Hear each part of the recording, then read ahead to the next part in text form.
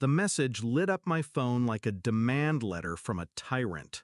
A wedding gift list? 5 items. Not perfumes, not cutlery, no. She wanted an apartment, a luxury car, designer jewelry, a honeymoon package, and a cash fund. At the bottom, in bold, pick all 5 or don't bother showing up. I stared at the screen, pulse steady, anger cold. Then I typed back one word. Okay. That was the moment she signed her own downfall. My sister wasn't always like this. When we were children, I carried her secrets, protected her from bullies, gave her my share of sweets when she cried. She used to cling to me like I was her anchor. But as we grew, she learned something dangerous. I would always bend, and she would always take. First it was clothes borrowed and never returned, then money loaned and never repaid. Soon it became a habit. My success wasn't mine, it was hers to demand.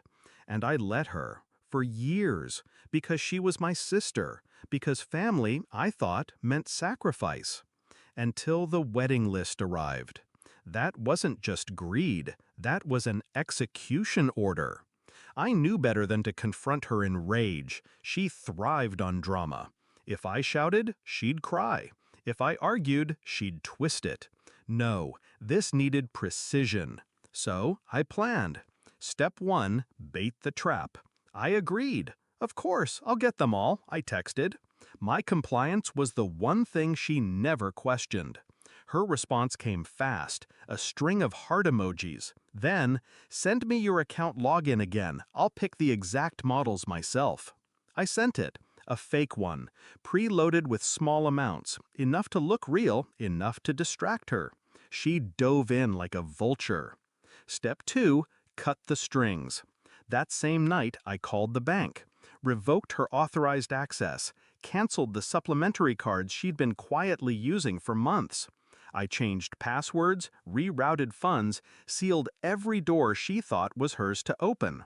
For years, she had lived off the illusion that my success was a shared resource. I ended that illusion in a single evening. Step 3, the reveal. The wedding day. I arrived empty-handed. No gifts, no keys, no jewelry boxes. Just me in a black dress, calm as a judge entering the courtroom. She spotted me from across the hall, her face breaking into a practiced smile, until her eyes dropped to my hands. Empty. Her expression cracked. When she cornered me, her voice was a hiss. "Where's my apartment? My car? The gifts?" I leaned in, close enough that only she could hear. "You got nothing.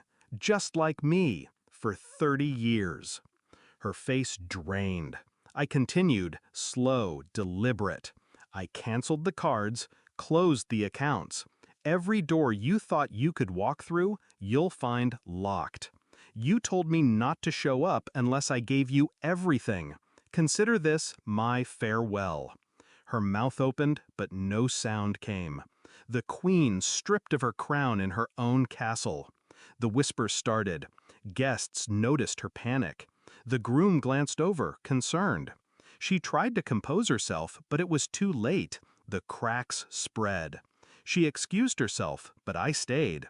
I wanted her to feel the humiliation she'd dealt me for years. Exposed, powerless, small. When I left, I didn't look back. On the ride home, my phone vibrated. Call after call, messages piling up, accusations, insults, pleas. I silenced them all. That night, I poured myself a glass of wine and read them like trophies. "How could you do this to me? You've ruined everything. Please, I need your help." Every line was proof that the spell had broken. Do I regret it? No. For 30 years, she believed she was entitled to everything I earned, everything I built. She thought my love was a weakness she could exploit forever. But love without respect isn't love, it's servitude. And I am no servant. The wedding list still sits in my drawer, creased, wine-stained, a reminder of the day I stopped being her safety net. She wanted all 5 luxuries. What she got was the one gift she never expected: freedom. Mine, not hers.